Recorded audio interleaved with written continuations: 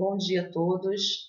A nossa aula de hoje vamos falar sobre o romantismo, contexto histórico e ideologia. Vamos então. O contexto histórico. O contexto histórico do romantismo tem como grande protagonista a burguesia, a Revolução Industrial e o Iluminismo nos séculos XVII e XVIII fortaleceram o poder econômico e cultural da classe burguesa. No entanto, ela ainda não havia conquistado o almejado poder político, que surgia concentrado nas mãos da nobreza, cada vez mais enfraquecida. Isso fez com que os embates entre a burguesia e as instituições do antigo regime se tornassem cada vez mais frequentes, ao mesmo tempo que os burgueses conquistavam um crescente apoio de outros setores. Então, nesse momento, o que acontece com a nobreza e com a burguesia, né? A nobreza ela começa a se enfraquecer, começa a perder os seus aliados para que ela ficasse, né, no poder. E com isso, os burgueses eles tomam força e começam o quê? Ter apoio crescente de alguns setores, como os comerciantes, novos comerciantes, jornalistas, os intelectuais da época, né, alguns professores. Então, eles começam a tomar força. E, com isso, os burgueses eles começam também a tomar espaço.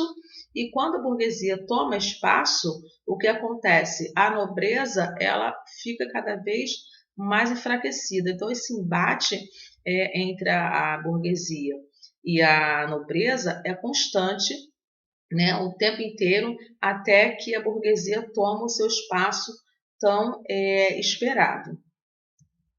Então, durante o Renascimento, o iluminismo, a humanidade, a razão, tornam-se focos de igual interesse cultural. Contudo, no início do século XIX, o indivíduo passou a ser o centro das atenções, em parte como reação à fria racionalidade do iluminismo, surgiu um movimento artístico voltado para os sentimentos subjetivos e qualidades como intuição, imaginação e emoção. Então, quando nós estudamos o Renascimento, o Iluminismo, falamos sobre esse ponto, nós vimos que lá fala-se muito dessa fria racionalidade, né? O Iluminismo ele traz essa fria racionalidade, né? E agora que esse movimento que está, um movimento novo que está aparecendo, surge o quê? Esses artistas voltados para os sentimentos subjetivos, né? Porque outrora era muito objetivo, aquela linguagem objetiva tinha que ser daquela forma muito engessada. Agora não, agora os artistas, né, nesse movimento artístico, ele é voltado para os sentimentos subjetivos, né, e a qualidade como a intuição, a imaginação e a emoção. Então, quando fala-se de intuição, imaginação e emoção, não pode ser algo subjetivo, ou melhor, não pode ser algo objetivo, mas sim subjetivo, porque quando você intui algo, você leva o seu pensamento para, né, lugares que outrora você poderia não chegar, tanto com a imaginação e também a emoção. E contudo também vem a queda da Bastilha. Então, dentro de todo esse contexto da burguesia, né, vem a queda da Bastilha. Então, com a queda da Bastilha, em 1789, a Revolução Francesa teve início. Então, gente, olha só, a Revolução Francesa ela teve um ponto muito importante, tá? Em todos os cantos da Europa, não só, né, na França, mas também em todos os cantos da Europa houve, tá, um grande movimento quando se fala da Revolução Francesa. Então o episódio ganhou um caráter simbólico, pois essa prisão, fortaleza, representava o poder repressivo e o despotismo da monarquia absolutista. A queda da Bastilha, que foi orquestrada pela burguesia, olha só como a história, uma está entrelaçada com a outra, tá? Então, a queda da Bastilha foi orquestrada pela burguesia, mas recebeu amplo apoio dos populares. Lembra que eu falei que os populares, né, como os pequenos comerciantes, jornalistas, essas pessoas, né, os professores, eles eram a base baixa da pirâmide. Eles não estavam lá no topo da burguesia. Eles não tinham sangue, né, um sangue nobre, mas eles tinham recursos. E isso a burguesia entendia e começou a explorar, né, essas ideias. Então permitiu que a burguesia conquistasse, enfim, o poder político, podendo governar o Estado de modo que seus interesses fossem atendidos. Então, na verdade, aqui a burguesia, no início das suas ideias, ela tinha vários pensamentos para o quê? Cuidar da população, cuidar da camada menos favorecida. Mas vamos ver o que acontece depois que eles tomam o poder. Então, as camadas populares que participam do processo, na verdade, foram utilizadas em proveito, como massa de manobra.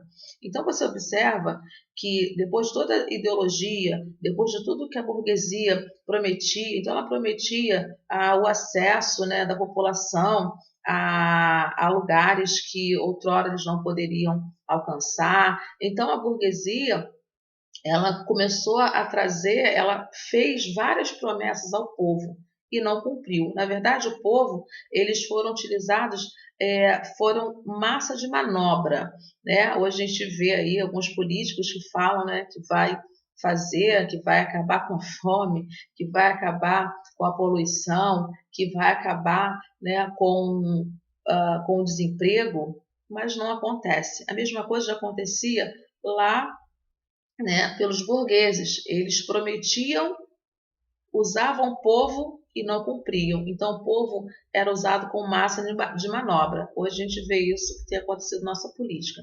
Então, da revolução que tinha como pilares as ideias de liberdade, igualdade, fraternidade, conceitos que acabaram ficando mais restritos à teoria.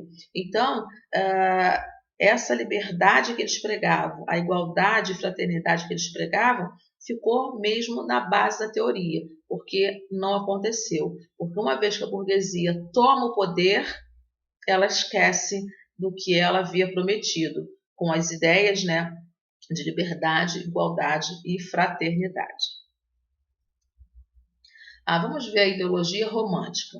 Então, com o surgimento da ideologia romântica, ou seja, aquela que vai pautar as características do estilo de época conhecido como romantismo. Então agora nós vamos ver, né, esse estilo da época que foi conhecido como romantismo. Está diretamente relacionado às mudanças sociais e políticas trazidas pelo contexto histórico, marcado por essas revoluções. Ao alcançar o poder por meio da Revolução Francesa, a burguesia passou a ocupar um lugar de destaque perante a sociedade e, consequentemente, protagonizar suas manifestações culturais. Muito embora o movimento de aproximação ao capital cultural já estivesse sendo feito pela burguesia havia algum tempo. A prática do mecenato, por exemplo, é uma prova disso. As manifestações artísticas até então ainda tinham como principal público-alvo a nobreza, refletindo, assim, a sua visão de mundo. Surgiu o movimento artístico que ficou conhecido como romantismo. Então, dentro dessa ideologia, tá, da burguesia, ideologia romântica, surge o romantismo. Então, o romantismo surge nesse período da Revolução Francesa, tá, quando a burguesia passa a ocupar esse lugar de destaque na sociedade e aí surge o romantismo.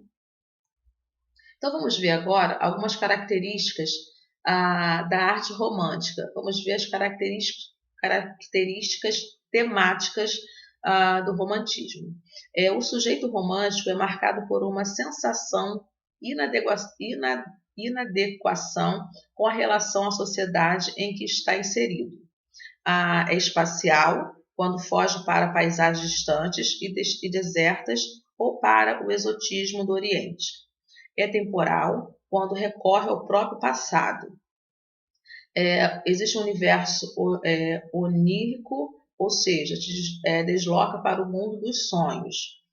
torna a morte algo positivo. Então, aqui, a morte para eles é algo positivo. A mulher costuma ser retratada de forma idealizada.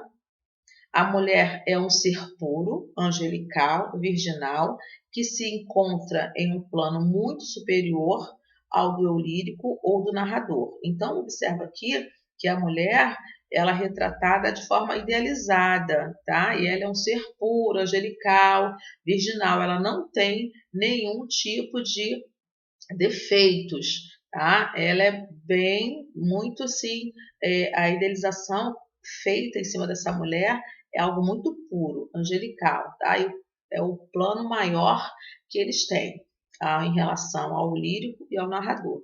E também o nacionalismo, que é muito marcante dentro das características temáticas românticas.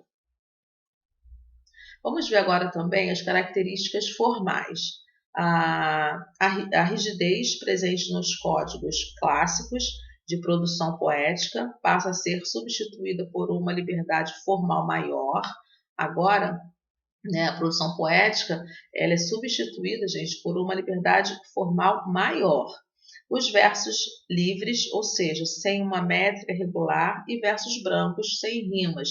Como nós falamos de alguns versos, né, que são os versos decassílabos, os versos totalmente metrificados, agora não tem mais. No romantismo, os versos são totalmente livres, né, não tem uma métrica regular, e são os versos brancos, que eles não têm essa responsabilidade com rimas. Então, versos brancos, eles não têm rima. E pontuação extremamente expressiva. Então, as pontuações são extremamente expressivas nos poemas feitos, né, no caso do romantismo. E adjetivação intensa. Então, muitos adjetivos postos, né, em seus escritos.